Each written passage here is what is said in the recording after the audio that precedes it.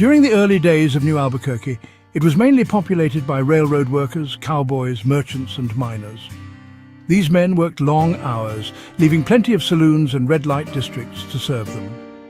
Within 5 years of its incorporation in 1885, over 100 saloons had opened up around Railroad Avenue and its side streets. At the northern end of town was the entertainment district, known as Hell's Half Acre, filled with notorious pleasure palaces and smaller cribs. Despite their luxurious interiors, these places were often scenes of fighting and even murder among the working girls and their clients or boyfriends. One such incident made headlines in the Albuquerque Journal in 1893 under the title Brutal Murder. Saturday evening, Alcaria Baca, a young woman of ill fame, was found murdered in her room in the alley between Copper and Railroad Avenues and 3rd and 4th Streets. Her room was the western one of the 3-room adobe building on the south side of the alley. The body, in a nightgown, lay on the floor in a pool of blood, the skull fractured with a rock and the throat cut and hacked from ear to ear. The bloody knife, a common 6-inch bladed dull butcher knife, lay near the hip, and the blood-stained rock was found within 2 feet of the lifeless body. The electric light was still burning in the room.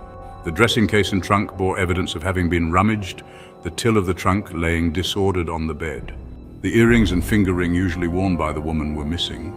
Everything pointed to robbery as the motive, else the murderer made a very clever effort to cover up his tracks. The theory of robbery is sustained by the fact that a woman in the same vicinity was recently robbed of almost $150. Yesterday, a coroner's jury, impaneled by Judge Burke, investigated the cause of death, but the testimony elicited failed to throw any light on the subject. Marshal Dodd and his police force worked hard to bring in all the evidence obtainable, and Mayor Field was present and conducted a searching examination of the witnesses in person. The jury, accompanied by Major Field, visited the scene of the tragedy in an effort to arrive at a satisfactory theory of the murder. The jury returned the following verdict. We, the undersigned, Justice of the Peace and Coroner's Jury, find that the deceased, Alcaria Baca, came to her death from blows on the head and wounds inflicted in the throat with knife, by party or parties to us unknown. Alcaria's murder would never be solved, and her killer would never be brought to justice. As for her lover, he was murdered 7 months later. Rumors of a ghost in the alley surfaced after Alcaria's death.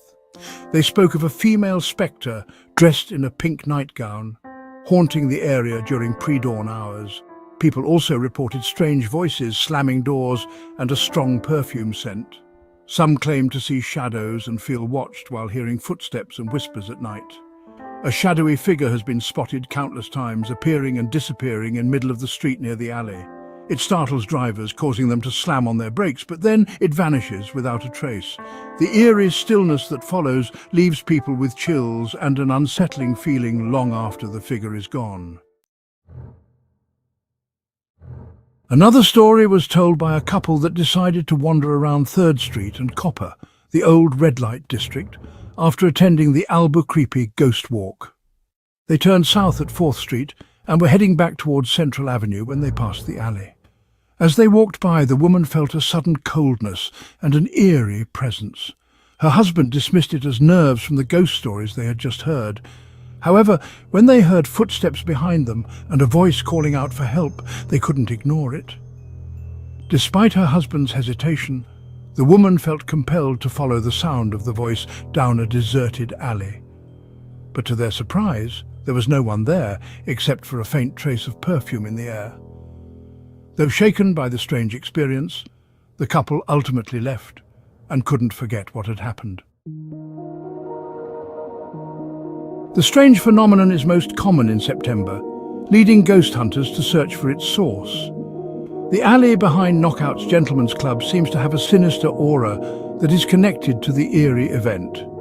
Some speculate it may be one of the dancers heading to her car or a homeless person searching through bins. But others believe it is a young woman in pink haunting the place where she died. Don't let this ghostly tale slip away into the ether.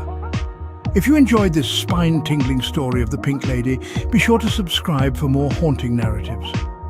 By following our channel, you'll gain access to a treasure trove of paranormal encounters, historical hauntings, and unexplained phenomena. Hit that subscribe button now to ensure you never miss a ghostly tale. After all, you never know when the next story might hit close to home.